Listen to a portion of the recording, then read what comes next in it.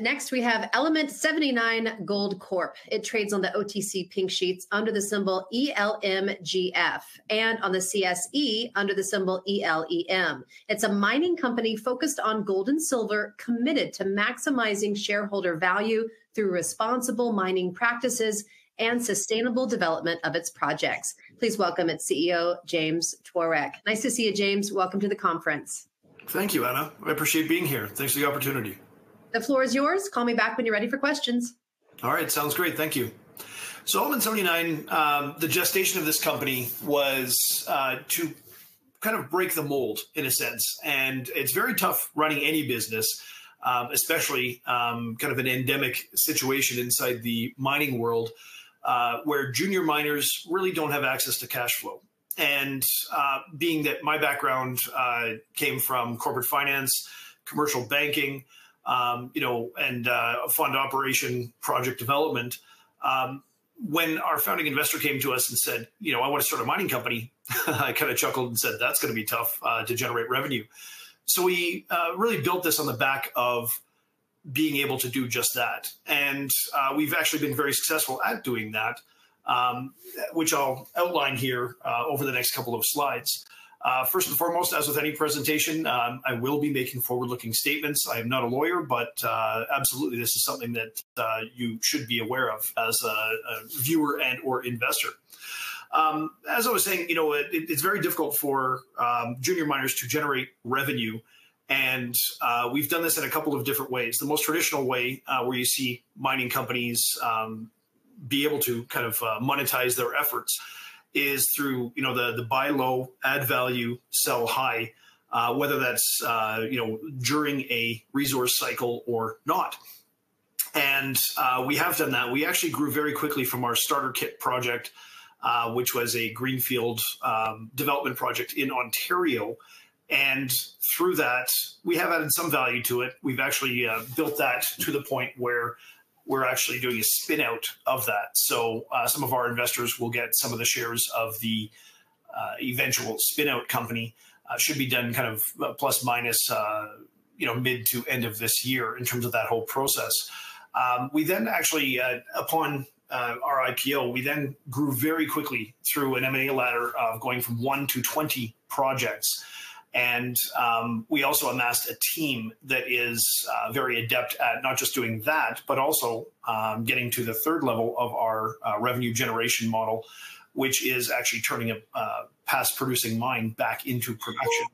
So number one, you can buy, add value, and sell off, which is being achieved through the sale or the spin out of the Dale property, which is a starter kit. Number two, we amassed this massive portfolio of going from 1 to 20 properties, and then we've been strategically divesting of those projects over the last roughly 18 months, one of which is where we have invested. We have basically improved the value of the asset from a historical 1.8 million ounces as a historical AUEQ resource value to 3.71 million ounces of inferred AUEQ at a project called Maverick Springs. That project is aiming to be sold for a genuine profit, an adjusted approximately $3.6 million of cost, and we are selling it for $5.3 million of total consideration. Which is a fantastic turnaround. I don't care if you're talking real estate, business, M&A, or mining. It's a fantastic, ROI for our investors to be generating that within basically closing approximately end of May here of this year. And again, we've talked about our team. I'll get to them in just a moment. But where we're at right now is basically turning on a past producing mine back into commercial production. Number one, we are going to start bulk sampling this year. I will get into the more specific aspects of that project coming shortly. That's the Lucero project in Arequipa, Peru. We do have line of sight and a team with the expertise to be able to increase that production from the current artisanal level to bringing on more significant commercial levels of production. We do have some exploratory projects that we're going to hold on to from our portfolio. And again, that helps us with a foothold both, I guess we'll say, in North America and South America. As I've talked about, we have an amazing team. We also are very cognizant of any mining project is actually two projects. There is a social aspect to the project, meaning that we have to, play friendly with our neighbors and help them through their hyper-local situations and bring benefit to the community in order to then continue on with the push of actually activating a mine into production. Again, specific key assets that I'll highlight. Number one, we are selling an asset right now for actual cash value. Number two, we have the Lucero mine, which produced significantly in the past, and we aim to bring back into commercial production starting this year and then ramping up year over year. And then lastly, we do have some blue sky assets inside the portfolio, which can be adding for future torque and value as both the resource cycle increases, as well as we can add value through some drilling programs, prove up resource value, and we'll see how that turns out for future balance sheet value inside the company. So as I've talked about with the Lucero project, we saw this as a fantastic opportunity to use our team's skills and abilities to basically start a mine back into production. The permit that's in place, it's a federal level permit, which allows us for up to 350 tons of ore extraction today. And we have also obtained the social license to continue exploring on this project right now. We're currently in negotiations with the community in terms of extending that. We were originally granted a 4-month basically exploration permit, which we have been using to map and pull channel sampling that will set drill targets in place. And we have actually asked the community for up to 15 years. We will see how far that gets. The current norm is around 10 years, but we have asked for 15 in terms of an exploration and exploitation permit alongside them. And those negotiations are underway, expected to be closed, plus minus April to May of this year. Now, to give an idea why we like this project so much, number one, it was owned by what I would consider a domestic major company called Buenaventura. And when it was passed in production, it was yielding on average a grade of 19 grams per ton for AUEQ, so gold equivalent overall resource extraction. And it was yielding somewhere between 40 to 50,000 ounces of gold per year at a rate of 150 tons per day. You may have heard it said before that you can't beat grade. This is a high grade mine, and during its commercial production era, it was, as we've been told, the highest grade producing mine in Peru era, which is fantastic.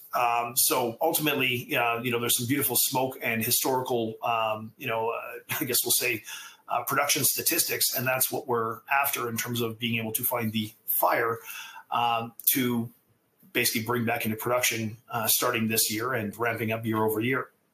To give you an idea of some notable chip samples, again, reinforcing that there's still absolute value in this mine.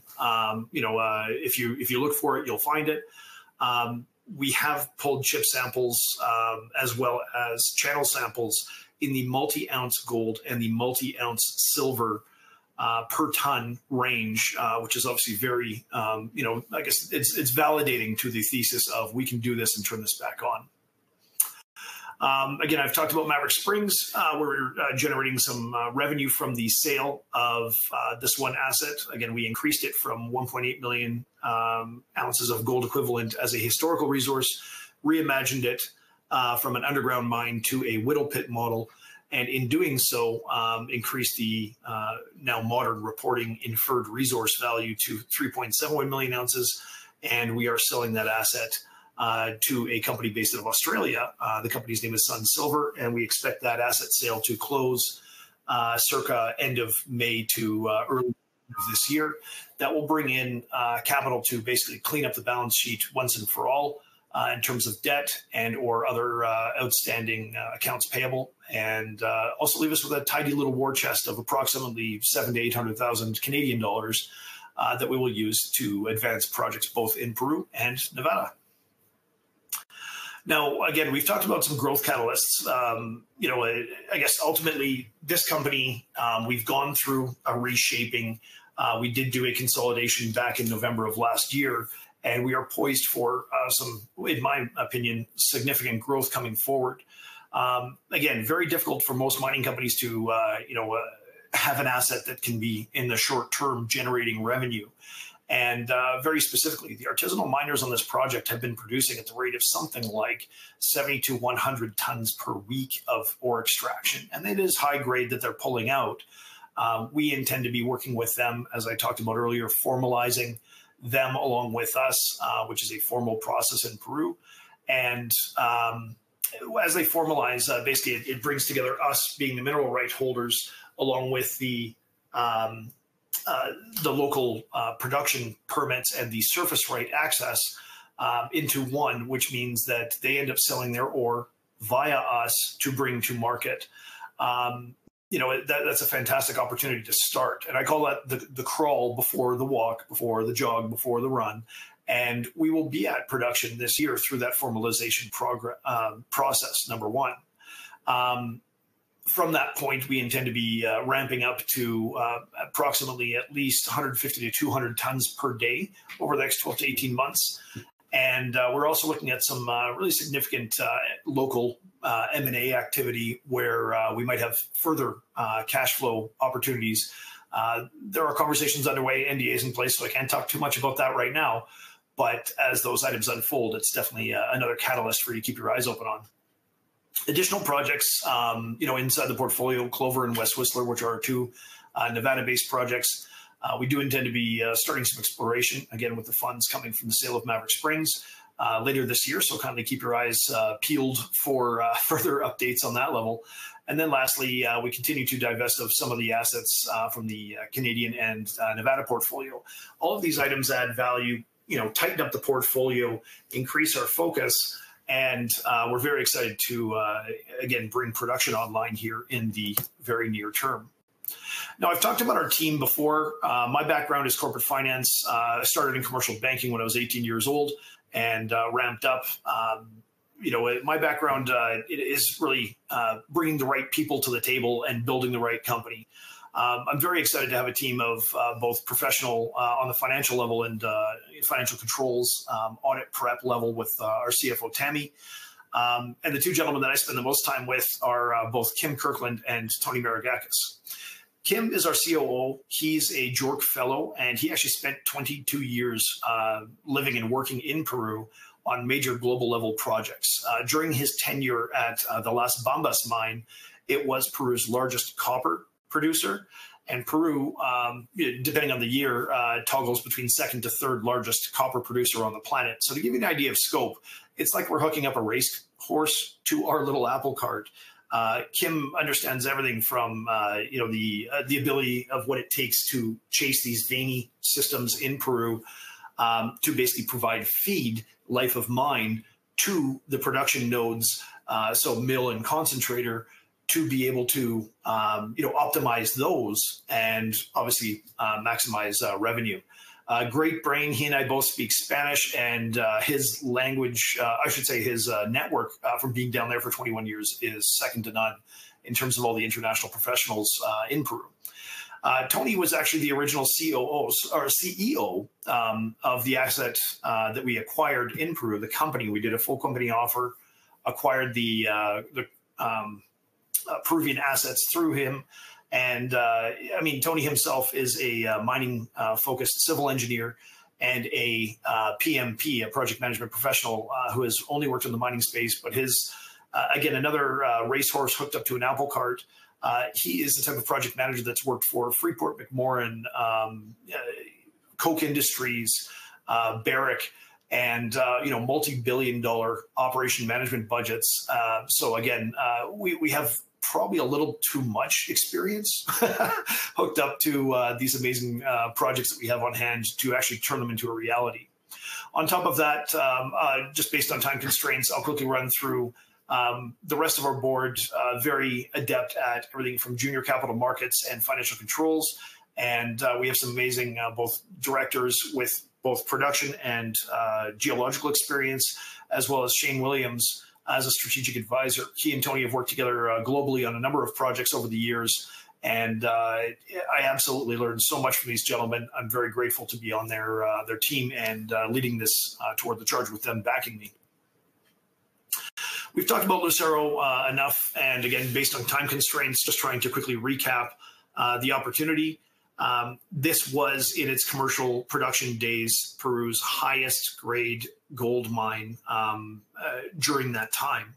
Now, it is a gold-silver mix, but multi-ounce gold, multi-ounce silver in the past, we are finding the same multi-ounce gold, multi-ounce silver per ton from channel sampling, and we do intend to continue both proving up what the resource is through more mapping, sampling, as well as drilling starting later this year.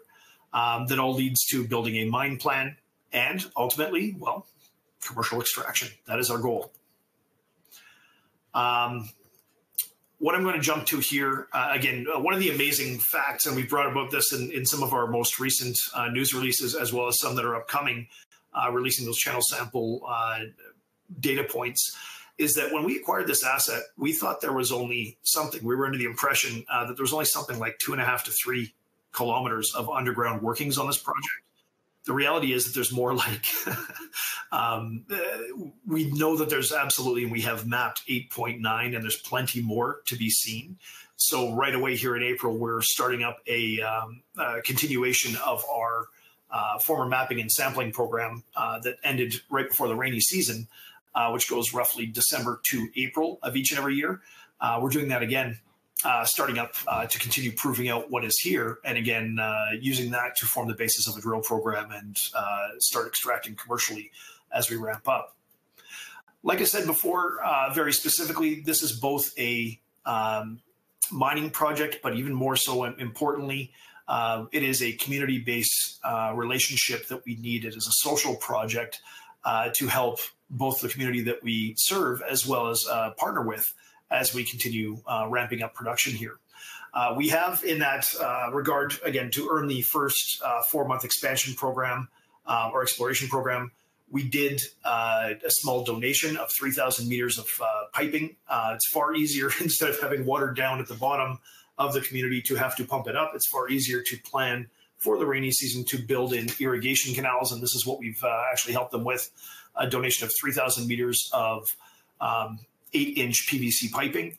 And we will anticipate in the future that ongoing social initiatives, whether through us, our community relations specialists, or the NGOs that we are working with to help expand our impact in the community, in the most positive senses, to help with things big and small, whether that's education, irrigation, or community outreach programs, helping with women's health, et cetera.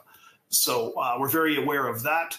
Lastly, again, based on time constraints, just quickly going to mention, when we acquired the portfolio in Nevada, again, these are future blue sky exploration opportunities here, but both Clover and West Whistler had some past development on them, and where there's smoke, there's fire. We will continue to explore these projects, forming both the geochemistry, metallurgical side of things. We already understand the mapping, but we will be looking at doing some drilling here, probably into next year, but continuing on development on these projects to add value and ideally prove up resources.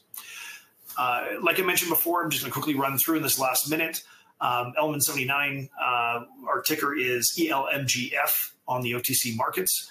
ELEM is our primary ticker on the CSE in Canada. We did just complete a consolidation of shares, 10-to-1, back in between November and December. From that point, we then consolidated a large amount of debt, $5.75 million in total of debt, which has now been capitalized into equity. We've converted that over to shares. And I will assure you that those shareholders are all very much interested in seeing this become multi-dollar stock. The whole point of which is that as there are very many tight holders out of the plus minus 80 million shares outstanding today. We continue to complete some capital raising to fund our initial push through 2024, as well as by generating revenue, we intend to use that to basically fund our exploits ongoing. Thank you very much. Anna, if you're around, I'd love to continue on with the conversation with any kind of Q&A. Great job, James. We do have some questions for you. From Stuart Johnson, what quarter do you expect to begin reporting gold sales and revenues? And before any agreement with artisanal miners can be signed, do you need the Buenaventura agreement finalized? 2 questions. That's a small handful of questions. Sure. Thanks, Stuart. Quick and dirty, we expect to be formalizing with the artisanal miners this month. Now, just based on specific timing, because they only get together once a week, that may drag into May. The rainy season ends end of April, so this is how they earn their communal bowl of rice every month. And I say that with all loyalty and fealty and respect. So they will be getting back to production virtually immediately within May. So I would argue that early into the second half of the year, June to July, we will start seeing their production statistics come online as they sell their product to us. We become the wholesaler and get to market that way. There are multiple opportunities. Shifting gears to your second question, the Buenaventura LOI is something that, yes, when I was down there 2 weeks ago, we did meet with Buenaventura, and we're still going through the different aspects of what are going to form up a definitive agreement with them. But at the same time, there are multiple off-takers. The artisanals have been working with several of them in the general region already. And in the immediate term, until anything is formalized on a larger scale, it may be that we end up just using those other relationships that are already in place to bring product to market and revenue into the coffers. Thank you for that answer. Also, can you, add some clarity around negotiating the cost structure and the cost sharing with the miners? Because there seems to be a lot of variables here. Until an agreement is finally struck, I don't have direct clarity on that. I will say that out of the multiple angles of being able to generate revenue from this project, the difference between top line income and net revenue for us as the company, working with the artisanal miners, the vast majority of profits, at least in my mind, would be going to them. So this will be the least, it will be revenue generating and genuine net dollars to our pocket, but it will be the least profitable for Element79, but also an important impact with the community to keep that going. As we continue growing and getting to more formal levels of production, they're obviously the first source of relationship and labor and expertise with this mine. So the point is that we would be bringing them into the larger scales of production as the operators. I should say we would be the operators, but they would be the workforce of choice, and therefore that would dwindle down in terms of the artisanal production, and we would then start bringing them into our worlds of commercial production, which would be far more profitable for the company. And what's your current cash position and debt position? Debt is about $3.6 million. Cash on the balance sheet, we're going through an equity raise right now, which we're using, to sink the vast majority of which into the ground, advancing the project out of Peru. Right now, we've completed $550,000 of a raise. The raise is still open, so we've done 2 partial closings, one for $250,000, one for $300,000, and $75. Just last week was the second close. We anticipate closing this round altogether by the 19th, and it is open for accredited investors. We do have a couple more strategics coming into this round, which should bring in an additional plus minus $200,000 to $300,000 on top of what we've already raised. So that gives you an idea of exactly what's happening right now. And then from the sale of Maverick Springs, which is really only about a month to a month and a half away, we're looking at closing out the vast majority of, basically paying off all that debt, whether it's to Waterton, which is $2 million, or the remaining bridge loans and other accounts payable outstanding, which leaves us, as I had mentioned earlier, with a tidy amount of, plus minus $700,000 to $800,000 when the dust finally settles. So that gives you an idea of what we can use to advance our projects.